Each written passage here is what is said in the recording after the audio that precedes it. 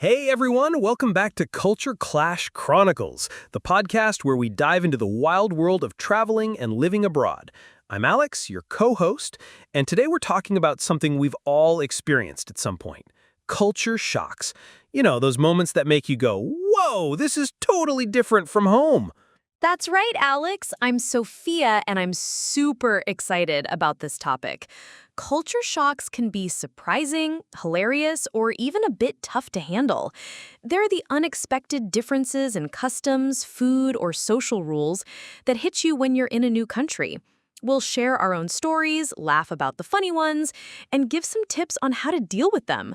So grab your headphones and let's get started. Absolutely. Sophia, why don't you kick things off? Have you ever had a major culture shock moment? I mean, something that left you scratching your head? Oh, definitely. Let me think.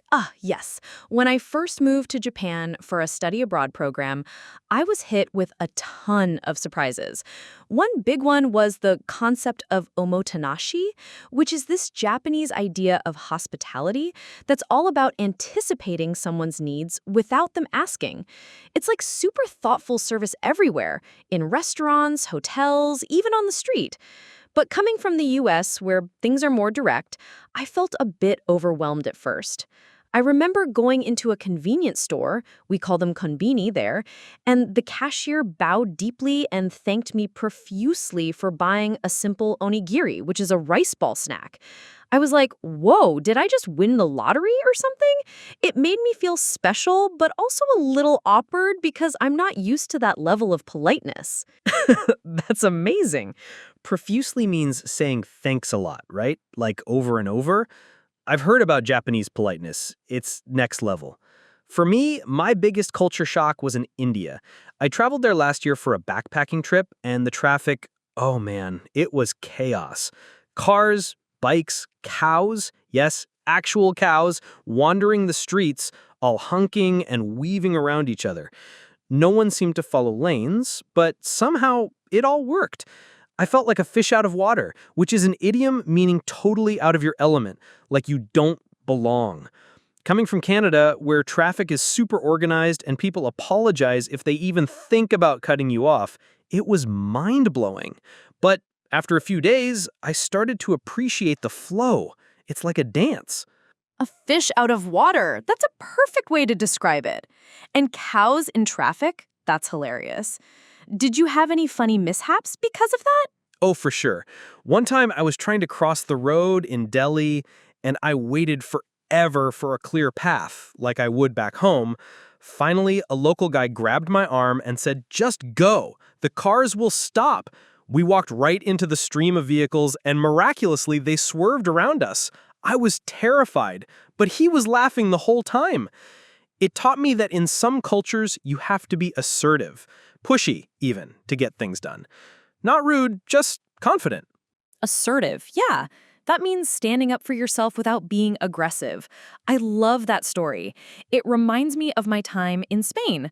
Spaniards have this thing called siesta, where shops and businesses close in the afternoon for a nap or long lunch.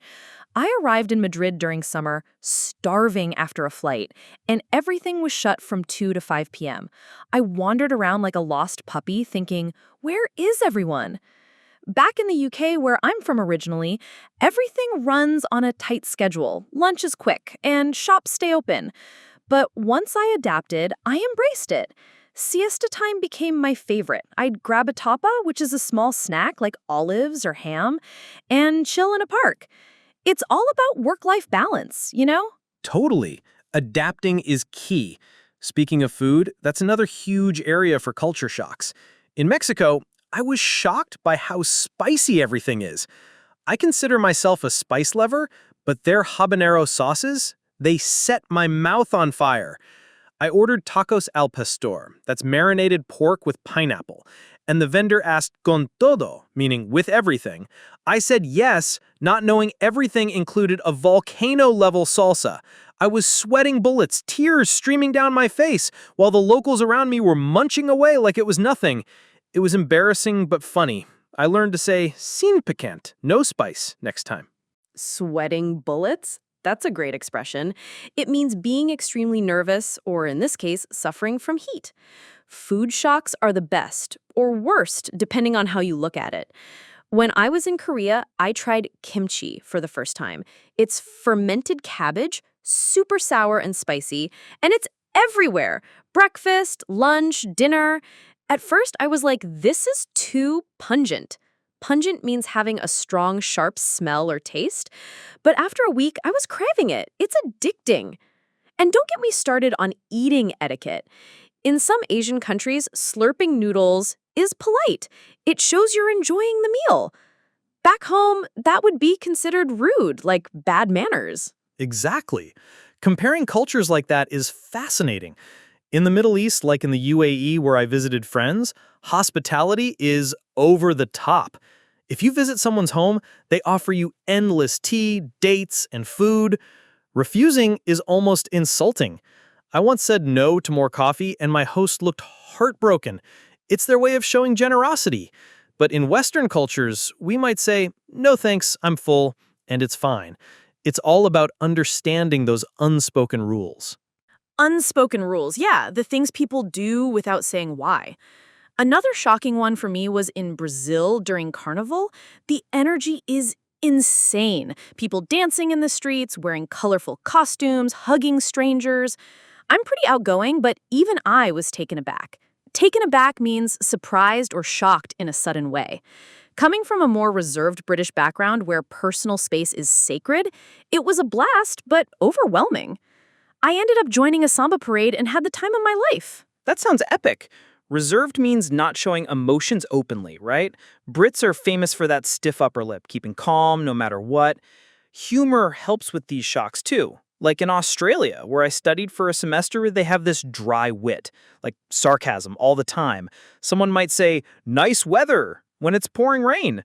At first, I took it literally and got confused. But then I caught on. It's their way of bonding. Dry wit? Clever humor that's understated. Aussies are pros at that. But not all shocks are funny. Some are difficult. For example, in some conservative countries, gender roles are stricter. As a woman traveling solo in parts of the Middle East, I had to cover my hair and dress modestly. It was a challenge, but it made me reflect on my own freedoms. True, it can be eye-opening. Eye-opening means it makes you see things in a new way. For me, the hardest was time perception in Latin America. Mañana culture, everything tomorrow, no rush. I'm punctual, so waiting an hour for a meeting drove me nuts at first, but it taught me to relax. Drove me nuts. That's idiom for making someone crazy or frustrated. Great point. So, wrapping up, what advice would you give to travelers facing culture shocks? First, keep an open mind. Don't judge right away. Research a bit before you go, like basic customs. And laugh it off when things go wrong. Humor is universal. Absolutely. Talk to locals, they're the best teachers. And remember, culture shock is temporary. You'll adapt and grow from it.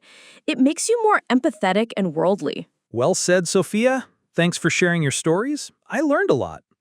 Same here, Alex. Listeners, if you've had a wild culture shock, drop us a message.